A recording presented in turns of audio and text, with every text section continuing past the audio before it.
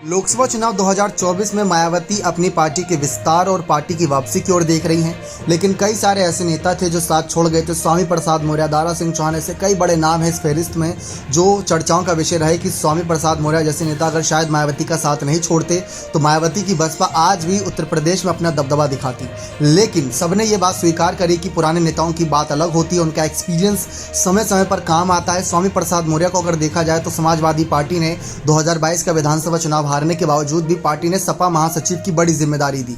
तो यही चीज मायावती को भी कहीं ना कहीं करनी चाहिए थी। मायावती का साथ छोड़ते चले गए उनके पुराने नेता, और आज के समय में मायावती ने जो फैसले लिए हुए हैं वो उनकी और मुसीबतें बढ़ा सकते हैं। आपने हाल ही में देखा होगा इमरान मसूद के बारे में। इमरान मसूद को ये लगा कि मायावती को इंडिया दल के साथ जाना चाहिए, तो उन्होंने थोड़ी बहुत आवाज़ उठाने की कोशिश करी, लेकिन मायावती ने उन्हें अपनी पार्टी से बाहर का रास्ता दिखा दिया। फिर इसके बाद धर्मवीर चौधरी की खबरें सामने आई। तो ऐसे कई सारे नेताओं के नाम रहे जिसको मायावती ने अपनी पार्टी से बाहर इसलिए करा सिर्फ क्योंकि वो तमाम नेता दूसरी पार्टियों के संपर्क में थे। अब यही चर्चा इस बात की है कि अपने पुराने नेताओं से निपटने के लिए और नए नेताओं की एंट्री के लिए मायावती क्या करती हैं, और साथ ही साथ अपने नेताओं को रोकने के लिए भी क्या करती हैं। क्योंकि एनडीए और इंडिया दल अगर मायावती को अपने पक्ष में लाना चाह रहे हैं, अगर वो नहीं आ रही, तो हो सकता है कि एनडीए और इंडिया दल बसपा सांसदों को लालच दे, उनको कोई बड़े डोरे डाले कि आप हमारे साथ आ जाएं।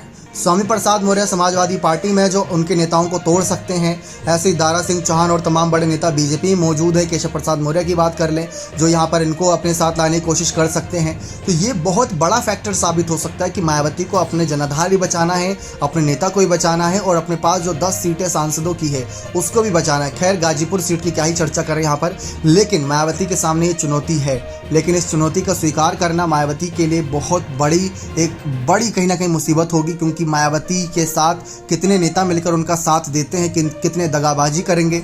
ये तो अभी लोकसभा चुनाव में 7-8 महीने का वक्त बचा है, तो इसलिए थोड़ा बहुत सब्र रख के सब बैठे हैं। लेकिन अब जैसे एकदम से लिस्ट तैयार होगी नेताओं की, तो उसके बाद आप देखिएगा पाला बदलने का खेल शुरू हो जाएगा।